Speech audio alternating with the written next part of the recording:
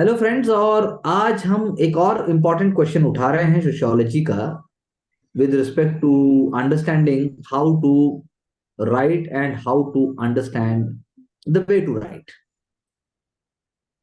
यह एक short note है। शॉर्ट नोट ऑन सोशियोलॉजी हमें लिखना है।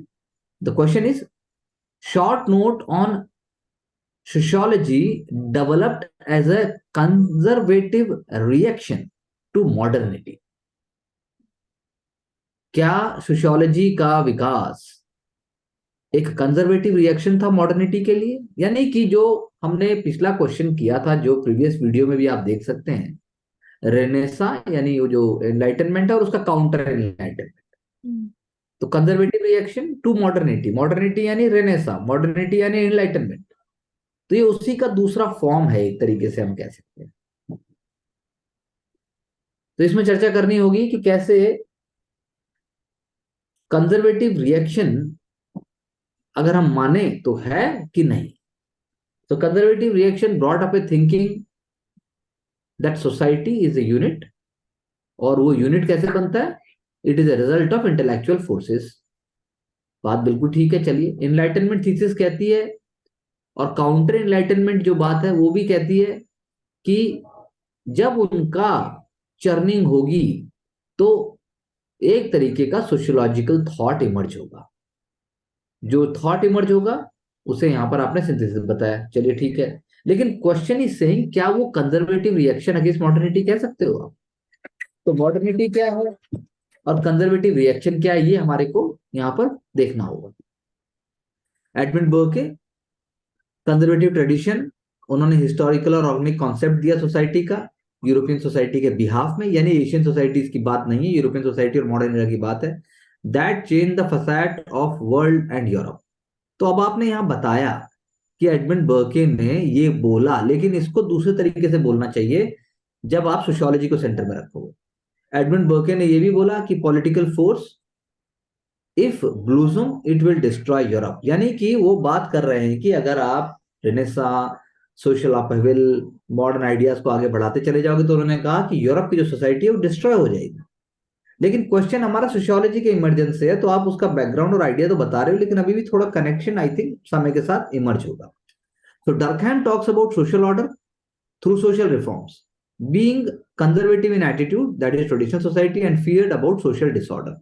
यानी आपने एडमंड बर्क के और जो आपने डर्कहाइम की चर्चा की, वो सभी आप ये बता रहे हैं कि वो नहीं चाहते थे कि बहुत ही रैपिड, बहुत ही यानी जो मॉडर्न चेंजेस हैं वो ट्रेडिशनल सोसाइटी या ट्रेडिशनल स्ट्रक्चर के कॉस्ट पे कंप्लीटली आए।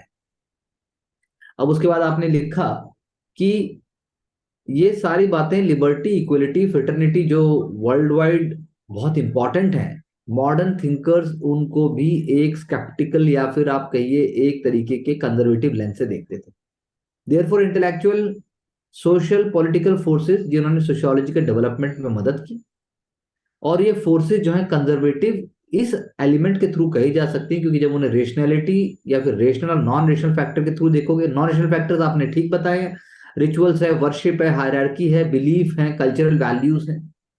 They will be helping in the ripening of sociological ideas. यानी जो लास्ट पैराग्राफ आपने लिखा, ये पैराग्राफ अगर ऊपर आता और एडमंड बर्के और डर्कहाइम को आप बीच में उनके डालते, तो हमारा आंसर और भी ज्यादा ब्यूटीफुली राइप होता। ये समय के साथ आपको सीखना है। That is why sociology can be said as a age of revolution. Age था रेवोल्यूशन का। इट वॉज ब्रॉट अप, और कंडीशंस जो मॉडर्निटी की थी, जो आप एज ऑफ रीजन से जोड़ रहे हो, उसके अंदर आप ये बता भी रहे हो कि ओल्डर बिलीफ को भी रिटेन किया जाना चाहिए। यानी समझ आ रहा है, क्लैरिटी इमर्ज हो रही है, आइडियाज उभर रहे हैं, लेकिन अभी एकदम फ्लूइडिटी या आप कह सकते हैं एकदम क्लैरिटी के साथ वो चीज नहीं। लेकिन हाँ, आपने डर्कहाइम की बात की, आपने बर्के की बात की, आपने लुई डी बोनाल्ड और एडमंड इन सब की बात की, तो इससे आंसर में जान आई, आंसर का एक स्ट्रक्चर इमर्ज होना शुरू हुआ। So you are right in saying, last में आपने एग्री करा। तो write a short note. Yes, definitely. So you agree that sociology developed as a conservative and reach with changing attitude, that is secular, scientific, humanistic in modern India. I think पहले से बेहतर effort है, पहले से बेहतर clarity है। चलिए आगे। अब देखिए उन्होंने क्या किया। अब जब sociology developed as a conservative reaction to modernity, तो पहले उन्होंने बताया मॉडर्निटी क्या है।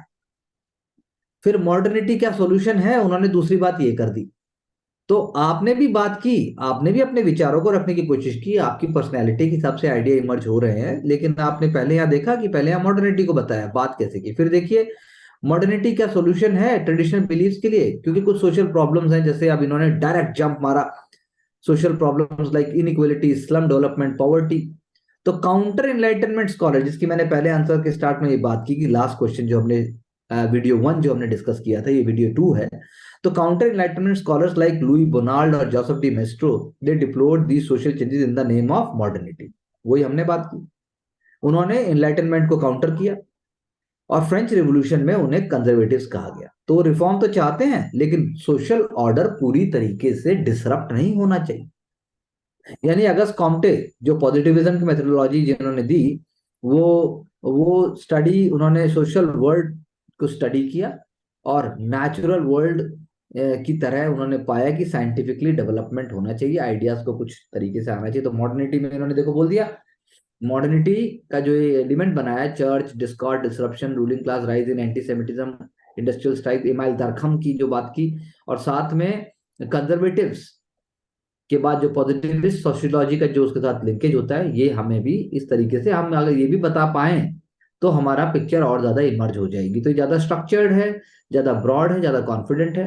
तो डरखाइम ने सोशियोलॉजी को एस्टेब्लिश किया एक साइंटिफिक डिसिप्लिन के तौर पे, उन्होंने सोसाइटी को स्टडी किया, और साथ में जो है सोशियोलॉजी एक डिसिप्लिन के रूप में इमर्ज होता है एज ए पॉजिटिविस्ट साइंस, जिसकी हमने चर्चा भी की है। सिक्योरिटी, स्कोप ऑफ सोशियोलॉजी तो एवर इंक्रीजिंग है। अगर आप उस क्वेश्चन की बात करो जो मतलब वहाँ पूछा गया है, तो उन्होंने इस क्वेश्चन को बहुत ही ब्रॉड तरीके से, आप क्वेश्चन पे फिर से आइए, क्वेश्चन पे बहुत ही ब्रॉड तरीके से उसको लिया। तो कंजर्वेटिव रिएक्शन टू मॉडर्निटी की जो बात आपने की थी, आपने आंसर को थोड़ा सा लीव पे रखा, और यहाँ पर एग्रीमेंट करने की बात की है, तो आपने एग्री किया। और इसके आप कंक्लूजन में आइए, please come to the conclusion.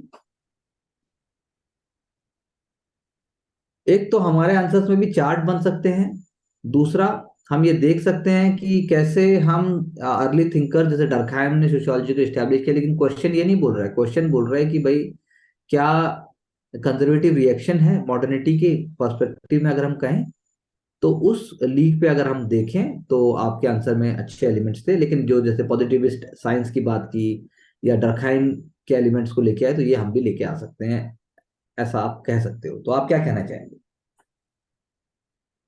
Sir यही है कि थोड़ा सा एग्जाम्पल जैसे पॉवर्टी, स्लम, इस तरीके के ये भी लेके आए बीच में एलिमेंट्स, और बाकी। कॉन्फिडेंस के साथ आएगा, जब आप कॉन्फिडेंस होंगे तो आप आंसर के अंदर वो लेके आएंगे। और दूसरा, सर दूसरा ये है कि मतलब जैसे इन्होंने आगे तक की बात कर दी कि एवर इंक्रीजिंग है, तो वो चीज, वो एलिमेंट मेरे को भी लेके आनी है इस हाँ तरीके। वो एलिमेंट आप चाहिए, और डरखाइम या फिर अगस्त कॉम्टे, जिसकी भी जो चर्चा है, जो फंडामेंटल पिलर्स हैं हमारी सोशियोलॉजी की, थिंकर्स के, वो भी आप।